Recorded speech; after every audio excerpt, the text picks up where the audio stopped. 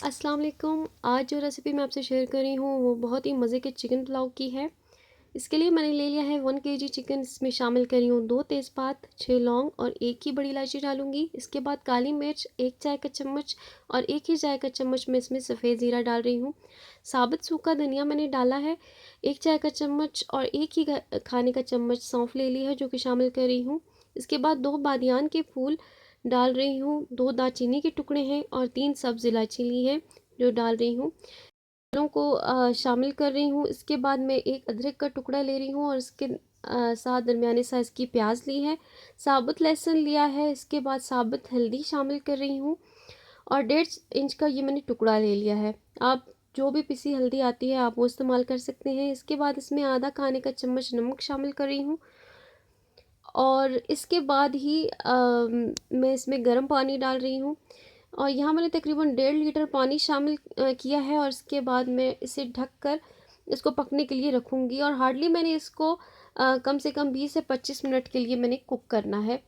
ज़्यादा कुक नहीं करूँगी क्योंकि ज़्यादा ये गोश्त गल ना जाए, क्योंकि पुलाव में शामिल करने के दौरान भी चिकन कुक होगी, इसलिए ज़्यादा नहीं पकाऊँगी। इसके बाद आप देख सकते हैं कि मैंने प्याज ले ली है और इसको बारीक चॉप कर लूँगी और ऐसे चॉप करूँगी कि बिल्कुल ये लच्छेदार जो है ना वो प्याज कटे और बिल्कुल ऐसे ही कट करनी है जैसे मैं यहाँ पर कट कर रही हूँ। देखिए बिल्कुल सेम ऐसे ही प्याज बिल्कुल काटनी है कि इसको हाथों से प्याज़ों को खोलने में इसके लच्छे जो हैं वो अलग हो जाएं। इसके बाद एक बर्तन में ऑयल ले रही हूँ और ऑयल इस हिसाब से डाल रही हूँ कि जिसमें प्याज फ्राई हो जाए अच्छी तरह। इतना फ्राई करना है प्याज को कि प्याज का एक गोल्डन सा ब्राउन कलर अच्छा सा फ्राई होके आ जाए। इतना मैंने प्याज को फ्राई करना है।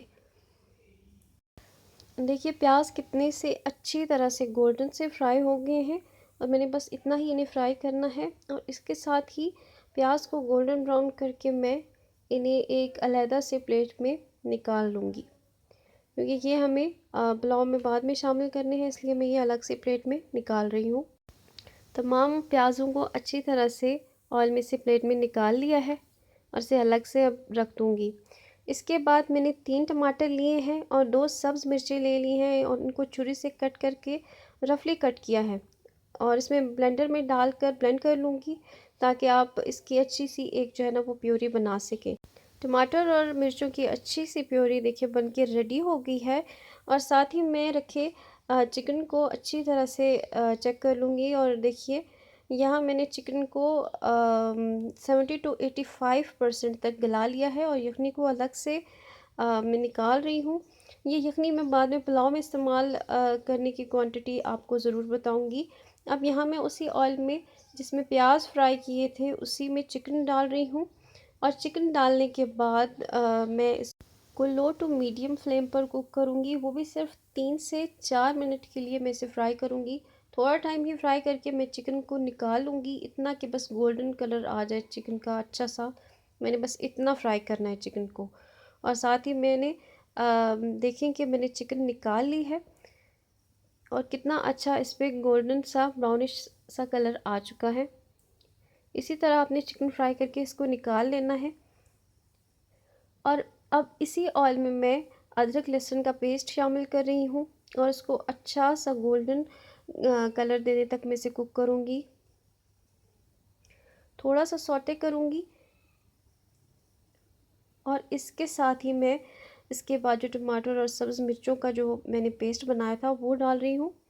ये बहुत ही आसानी से और जल्दी से बन जाने वाला पुलाव है और बहुत ही जल्दी बन जाता है, झटपट से तैयार हो जाता है। इसके बाद मैं इसमें अपने हिसाब हिसाब से सुर्ख मिर्चों का पाउडर मैं डाल रही हूँ। आप अपने टेस्ट के मुताबिक मिर्चें शामिल कर सकते हैं, ज़्यादा खाते हैं कम खाते हैं। और इसके साथ ही जो प्याज फ्राई करके रखी थी वो मैं आधी डाल रही हूँ और आधी फिर भी मैं बचा के रख रही हूँ जो कि बाद में इस्तेमाल करूँगी। और टमाटर अच्छे से सॉफ्ट हो जाए इतना कुक करना है, बस इसे ज़्यादा कुक नहीं करना है। इसके बाद 1 प्याली दही शामिल कर रही हूँ जो कि हल्की आंच पर दही डालकर मैं इसे पकाऊंगी। इसके साथ ही मैं नमक डाल रही हूँ। ये आपके अपने टेस्ट पे डिपेंड करता है कि आप जितना भी नमक खाना पसंद करते हैं उस हिसाब से आप नमक डाल सकते हैं। इसके बाद आधा चाय का चम्मच पिसी काली मिर्च डाल रही हूँ और इसके साथ ही 1 चाय का चम्मच पिसा गरम मसाला और काला ज़ीरा मैं भी इसमें 1 चाय का चम्मच शामिल कर रही हूँ। अब मसाला अच्छी तरह से ये भुन चुका है, तो इसमें मैं मसाले के भुन जाने के बाद इसमें चिकन शामिल कर रही हूँ। और चिकन डालने के बाद मैं इसे मीडियम टू हाई फ्लेम पर चिकन को मसाले के साथ अच्छी तरह से भूनूंगी और हार्डली 3 से 4 मिनट मैं इसे भूनूंगी। और भूनने के बाद मैं इसमें चिकन की बनी जो यखनी थी, जो मैंने पहले निकाल के रखी थी, वो शामिल करूंगी। और यखनी यहाँ मैंने 1 केजी चावल के हिसाब से ली है, क्योंकि 1 किलो चावल छोटे कप के हिसाब से अगर हिसाब किया जाए तो 5 कप होते हैं, इसलिए मैं यहाँ पानी 1.5 गुना शामिल कर रही हूँ। अगर यखनी कम बचे तो आप इसमें यखनी के साथ पानी में मिक्स करके डाल सकते हैं और चावलों के लिए अपना पानी पूरा कर सकते हैं।